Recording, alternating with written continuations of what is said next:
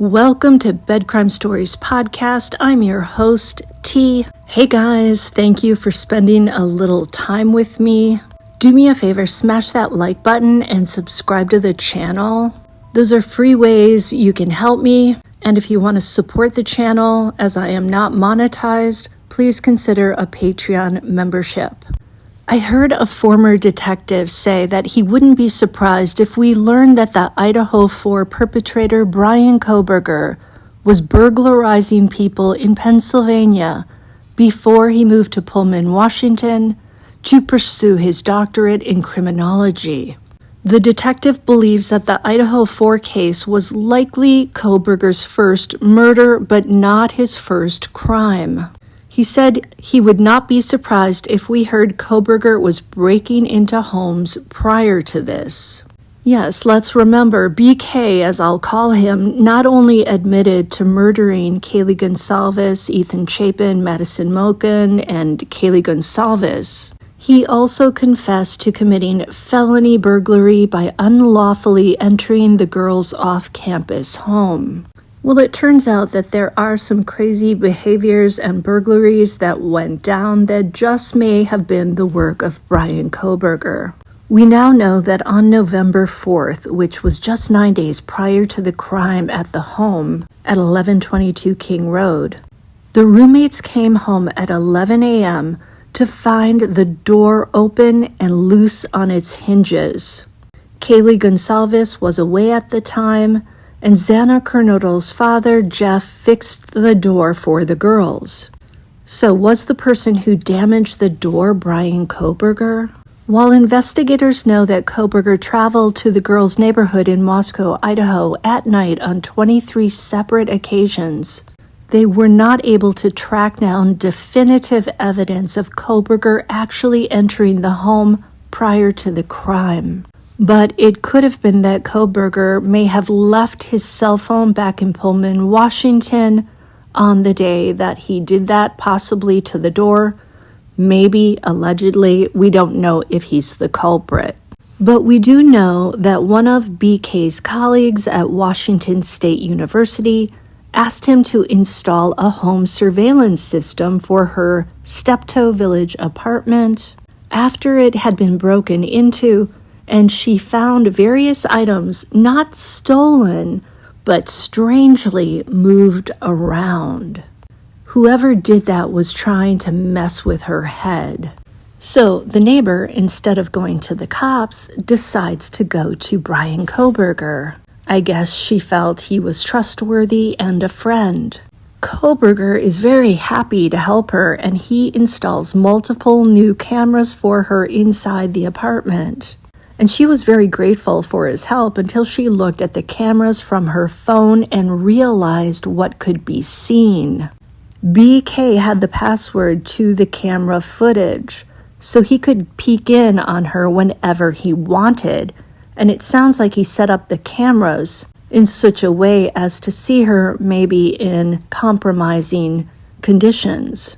The neighbor's mind raced when she noticed this, and she felt that BK had been acting strange of late. For example, when he asked her to go out for coffee and she declined, he got really pissed off. After that, she changed the password. And later, after the crime at 1122 went down, this neighbor found herself on the list of potential witnesses for BK's trial.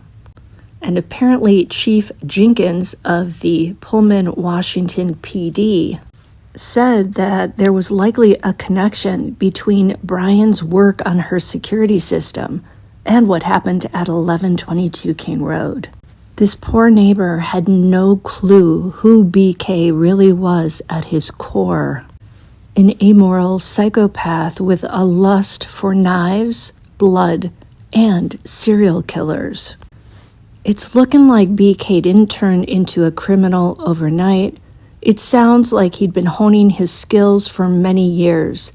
Back in Pennsylvania, where he grew up, there were burglaries that now seem likely to have been the work of one Bryan Kohberger. We know for a fact that in 2014, Bryan stole his older sister Melissa's cell phone, and he sold it at a mall kiosk for just $200, half of what it was worth. That happened when Bryan was battling a heroin addiction. Bryan's father, Michael, was put in the painful position of having to dial 911 to report the theft. He didn't want to let his son off the hook. Well, the police came, they read Bryan his rights, and they cuffed him. Bryan barely looked at his father, but he knew, at least he likely knew, that at age 16, there was a good chance that this arrest would be wiped off his record. So Bryan acted polite, he didn't argue or berate his father, and again, that was in 2014.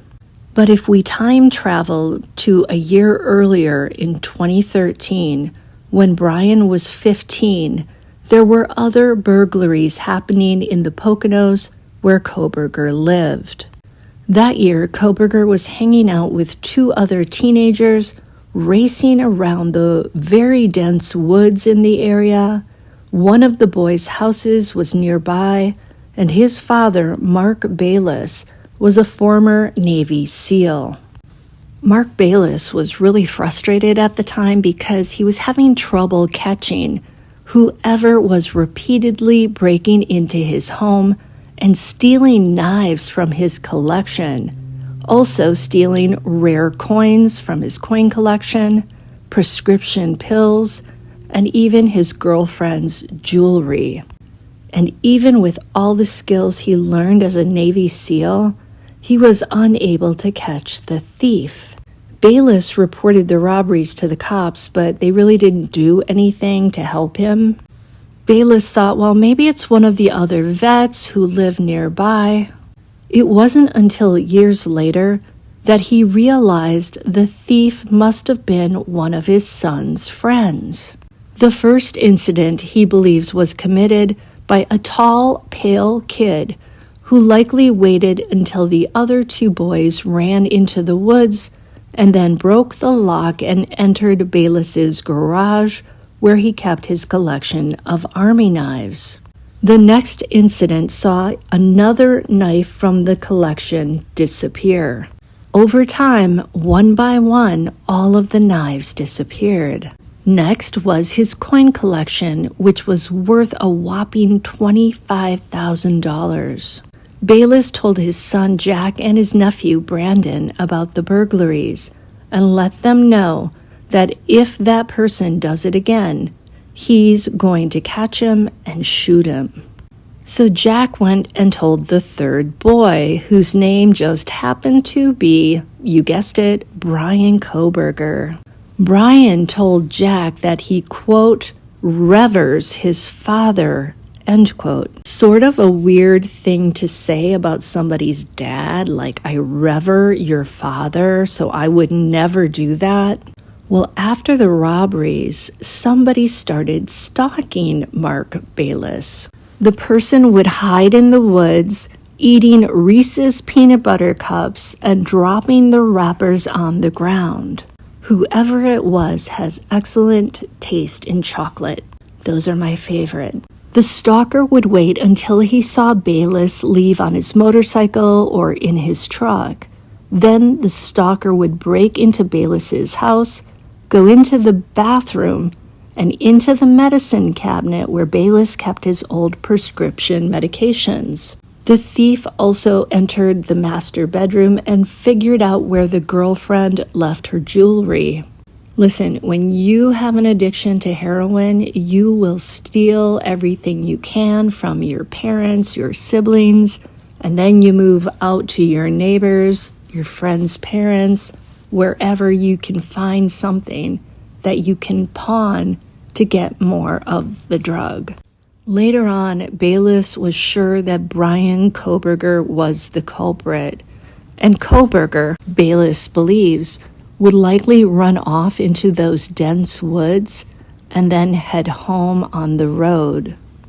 If it really was Bryan Kohberger committing these crimes, it would appear that his own criminology, if you will, progressed from breaking and entering, to stealing, to stalking and surveilling, and then ultimately to murder.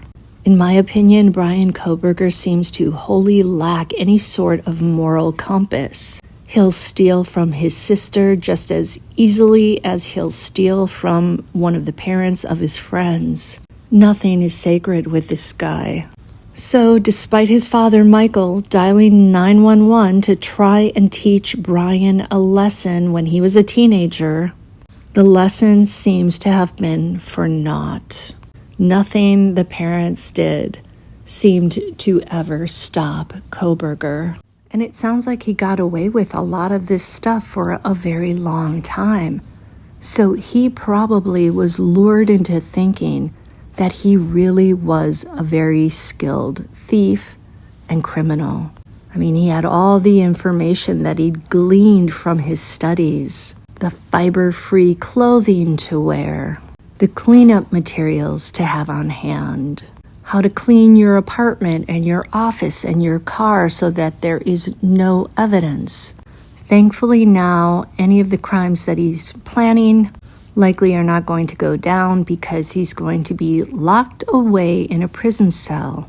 And it sounds like they're going to have to try to keep him away from the other prisoners because he's going to be one of those trophy people that other prisoners are wanting to get to and hurt, possibly unalive.